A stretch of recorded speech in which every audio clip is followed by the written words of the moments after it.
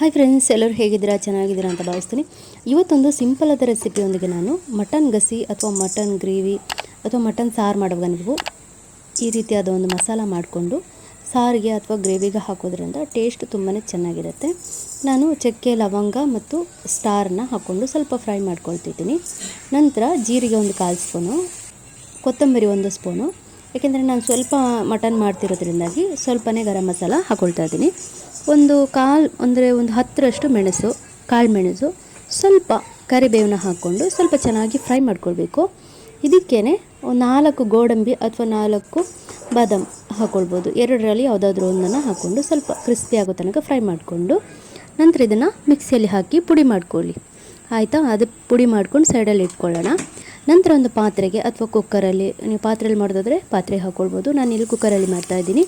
ಸ್ವಲ್ಪ ಎಣ್ಣೆ, 1-2 ಕಾಯಿ ಮೆಣಸು, ಸ್ವಲ್ಪ ಕರಿಬೇವು, 2ರಿಂದ 3 ಮೀಡಿಯಮ್ ಸೈಜ್ ಈರುಳ್ಳಿನ ಕಟ್ ಮಾಡ್ಕೊಂಡಿದ್ದೀನಿ. ಸಣ್ಣದಾಗಿರೋದ್ರಿಂದ 3 ಹಾಕ್ಕೊಂಡಿದ್ದೀನಿ. ದೊಡ್ಡದಿದ್ದರೆ 2 ಸಾಕಾಗುತ್ತೆ.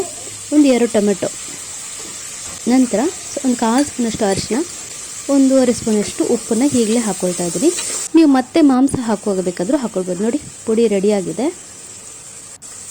ಈಗ ಮಾಂಸನ ಚೆನ್ನಾಗಿ ತೊಳೆದಿರ್ತೀವಲ್ಲ ಮಟನ್ನ, ಅದನ್ನು ಇದಕ್ಕೆ ಹಾಕ್ಕೊಳ್ತಾ ಇದ್ದೀನಿ. ಈಗ ಇದನ್ನು ಒಂದು ರೌಂಡ್ ಚೆನ್ನಾಗಿ ಮಿಕ್ಸ್ ಮಾಡ್ಕೊಳ್ಳಿ. ನಾನು ಇದನ್ನು ಮುಚ್ಚಿ ಒಂದು 3ರಿಂದ 4 ನಿಮಿಷ ಬೇಯಿಸ್ಕೊಂಡಿದ್ದೀನಿ. ಅಂದರೆ ನೀರು ಚೆನ್ನಾಗಿ ಬಿಟ್ಟಿದೆ, ನೋಡ್ತಾ ಇರ್ಬೋದು. ಇವಾಗ ನಾವು ಪುಡಿ ಮಾಡಿರೋವಂಥ ಗರಂ ಮಸಾಲ ಹಾಕ್ಕೊಂಡು ಪೆಪ್ಪರ್ ಮಸಾಲ ಅಂತ ಬರುತ್ತೆ, ಅದನ್ನು 2 ಸ್ಪೂನಷ್ಟು ಹಾಕ್ಕೊಂಡಿದ್ದೀನಿ. ಅದರಲ್ಲಿ ಖಾರ, ಉಪ್ಪು ಎಲ್ಲ ಇರುತ್ತೆ. ನೀವು ಪೆಪ್ಪರ್ ಮಸಾಲನೇ ಹಾಕ್ಕೊಳ್ಬೇಕಂತ ಏನಿಲ್ಲ. ಮನೇಲಿ ಯಾವುದಾದ್ರೂ ಗರಂ ಮಸಾಲ, ಚಿಕನ್ ಮಸಾಲ ಅಂಥದ್ದಿದ್ದರೆ ಹಾಕ್ಕೊಳ್ಬೋದು. ಇಲ್ಲ ಅಂದರೆ ನಾವು ಮಾಡಿರೋ ಮಸಾಲನೇ ಸ್ವಲ್ಪ ಜಾಸ್ತಿ ಮಾಡಿಕೊಂಡ್ರೂ ಆಗುತ್ತೆ. ಈಗ ರುಚಿಗೆ ತಕ್ಕಷ್ಟು ಉಪ್ಪನ್ನು ಹಾಕಿ ಬೇಯಿಸ್ಕೊಳ್ಳೋಣ. ಒಂದೊಂದು ಮಾಂಸ ಒಂದೊಂದು ಥರ ಬೇಯುತ್ತೆ. 5 ವಿಸಿಲ್ ಆದ ನಂತರ ನಾನು ಇದನ್ನು ಇಳಿಸ್ಕೊಂಡು ನೋಡ್ತಾ ಇದ್ದೀನಿ. ಈ ಮಾಂಸ ಬೆಂದಿರಲಿಲ್ಲ. ಮತ್ತೆ ನೋಡಿ, ಇದಕ್ಕೆ ನೋಡಿ ಬೆಂದಿಲ್ಲ. ಇದಕ್ಕೆ ನಾನು ಮತ್ತೆ 1.5 ಗ್ಲಾಸಷ್ಟು ನೀರು ಹಾಕಿ ಬೇಯಿಸ್ಕೊಳ್ಬೇಕು.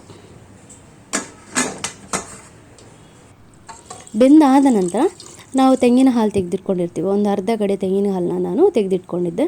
ಅದನ್ನು ಮಿಕ್ಸ್ ಮಾಡ್ಕೊಂಡಿದ್ದೀನಿ. ನಾವು 2 ಕುದಿ ಬರೆಸುವಾಗಲೇ ಅದು ದಪ್ಪ ಆಗಿಬಿಡುತ್ತೆ. ಯಾಕಂದರೆ ಬಾದಾಮ್ ಹಾಕಿದ್ದೀವಲ್ಲ, ಹಾಗಾಗಿ ದಪ್ಪ ಆಗುತ್ತೆ. ಮತ್ತು ತೆಂಗಿನಲ್ಲಿ ಹಾಲು ಹಾಕಿರೋದ್ರಿಂದ ಅದು ದಪ್ಪ ಆಗಿಬಿಡುತ್ತೆ. ನೋಡಿ, ಇವಾಗ ಸರಿಯಾಗಿದೆ. ನೀವು ಮತ್ತೆ ಕುದಿಸಿದಷ್ಟು ಅದು ಗ್ರೇವಿ ಆಗುತ್ತೆ, ಅಂದರೆ ದಪ್ಪ ಆಗುತ್ತೆ. ತುಂಬಾ ಸಿಂಪಲ್ ರೆಸಿಪಿ ಇದು. ಏನು ಮಸಾಲ ಕಡಿಬೇಕಾಗಂಥದ್ದು ಏನೂ ಇಲ್ಲ. ಸೊ ತುಂಬ ಈಸಿ ರೆಸಿಪಿ. ನಿಮ್ಗೆ ಹೇಗೆ ಅನ್ನಿಸ್ತು? ಇಷ್ಟ ಆಯಿತಾ? ಇಷ್ಟ ಆದರೆ ಲೈಕ್ ಮತ್ತು ಶೇರ್ ಮಾಡೋದನ್ನು ಮರಿಬೇಡಿ. ಅನಿಸಿಕೆಗಳನ್ನು ಕಮೆಂಟ್ ಮೂಲಕ ತಿಳಿಸಿ. ಚಪಾತಿ, ಪೂರಿ ಜೊತೆಗಂತೂ ತುಂಬಾ ಚೆನ್ನಾಗಿರುತ್ತೆ.